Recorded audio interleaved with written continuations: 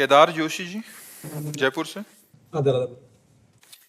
महाराज जी, क्या बोल बोल कर माला जपने के भी उतना ही लाभ मिलता है जितना बिल्कुल शांत रहकर जपने से मिलता है? अंतर है। जब हम बोलकर नाम जप करते हैं उसे वैखरी जप कहते हैं, और जब हम इसे उपांश जप कहते हैं, इसे मानसिक जप कहते हैं। तो प्रत्येक से, जैसे जो यज्ञ है, एक यज्ञ करता है और एक जप करता है। तो यज्ञानाम जप यज्ञोष्मी, यज्ञों में सर्वश्रेष्ठ यज्ञ जप यज्ञ है। जप यज्ञ में वैखरी, राधा राधा राधा राधा राधा राधा राधा वाचिक।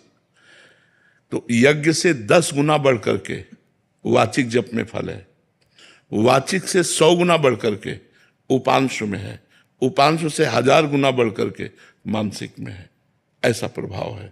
पर ये गुना में ना फंसे, क्योंकि मानसिक जप निरंतर सिद्ध पुरुषों का होता है। साधक को उपांशु या वाचिक में ही अपने को पहले रमाना चाहिए। राम नाम मणिदीप धर जीह देहरी द्वार, तुलसी भीतर बाहिरो जो चाह सुजियार। यद जिव्याग्रे वर्तते नाम तुभ्यम, अहोबत सुपचतो गरीयान। यद जिव्याग्रे, जिव्या के अग्र, राधा राधा राधा राधा राधा राधा। तो अगर हमारा मन नहीं लग रहा है तो हमें वाचिक पर पहले बहुत समय देना चाहिए, फिर वाचिक से उपांशु में, और उपांश से मानसिक चलता है। मानसिक सिद्धों का चलता है, साधकों का नहीं।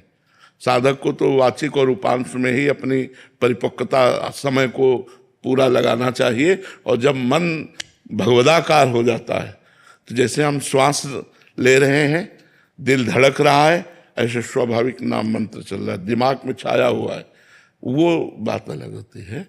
तो इसका अलग अलग फल है। सोनू जी। श्री हरिवंश महाराज। श्री हरिवंश महाराज जी। महाराज जी, जिस प्रकार भगवान शिव के प्रिय भक्तों में नंदी जी हैं तथा श्री राम जी के प्रिय भक्तों में हनुमान जी है, ठीक उसी प्रकार आपका परम प्रिय भक्त बनने या उस श्रेणी तक आने के लिए एक शिष्य को, हमारा कोई भक्त के, हम खुद तो भगवान के चरण दास हैं। तो दासों के दास थोड़े होते हैं, दास तो दास ही होता है। हमको तो जो पकड़े मिलता है वो श्री जी के चरणों में चढ़ा देते हैं। तो हम श्री जी के चरणों तक पहुंचाने वाले पोस्टमैन हैं। श्री जी की बात आप तक, आपकी बात श्री जी तक। हम तो खुद दास बनना चाहते हैं। हम दास किसे बनाएंगे? हाँ, दास तो स्वामिनी जी के, प्रियालाल के दास। समझ रहे ना? गुरुदेव, एक बड़ी दुविधा है जी। हमारा सिनेमा हॉल है भागीदारी में, जो नए जमाने का मल्टीप्लेक्स बोलते हैं, थिएटर। तो उसकी आमदनी को शुद्ध कैसे करें? जैसे राजा का अन्न खाने से ऋषिवर का रानी का हार अपने झोले में डाल दिया। हाँ, उसको जैसे गौशाला है, कोई बीमार आदमियों के लिए औषधालय है, धन एकत्रित करो, उसके द्वारा जैसे गरीब लोगों की औषधि की व्यवस्था है, गौओं की सेवा है, संत सेवा है, धर्मशाला, ऐसा फ्री व्यवस्था कि कोई यात्री ठहर जाए तो आराम से, ऐसी व्यवस्थाएं धन को सदुपयोग में लाना चाहिए, सदुपयोग में करना चाहिए। उससे सो धन धन्य प्रथम गति जाकी, वो धन धन्य हो जाता है जो संत सेवा, भगवंत सेवा, गौ सेवा, समाज सेवा में लगता है निष्काम भाव से, वो धन पवित्र हो जाता है। तो कुछ पैसा ऐसा निकाल करके रखते जाना चाहिए जो आपकी आयस के अनुसार। फिर उसके बाद जहाँ अपने को भगवत प्रेरणा हो वहाँ उसको सेवा में लगा देना चाहिए। और कोई यश नहीं लेना चाहिए, मतलब किसी भी तरह का धन्यवाद नहीं लेना चाहिए, गुप्त रूप से कर देना चाहिए। पर जी अंदर एक बहुत कामना सी रहती है कि वो बोलें, कोई तो बोले कि हमने किया है ये, या हमारा नाम तो उससे आपका पुण्य नष्ट हो जाएगा।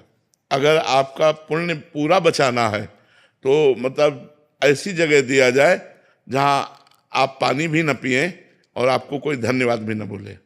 वो परिस्थिति जब हाँ, नाम जप से आ जाएगी दैन्यता और गुप्त। जब ये बात आती है ना कि मेरी थोड़ी वस्तु है, तो दियम वस्तु गोविंदम तुभ्यमेव समर्पय, आपकी दी हुई चीज आपको समर्पित कर रहे, मेरा नाम व्यर्थ में क्यों ले रहे हो? ये तो प्रभु ने आपके लिए ही हमारे पास भेजा था, तो हम तो आपकी धरोहर आपको दे रहे हैं। ऐसा भाव रखने से वो अहंकार नहीं आता है। तो दियम वस्तु गोविंदम तुभ्यमेव समर्पय।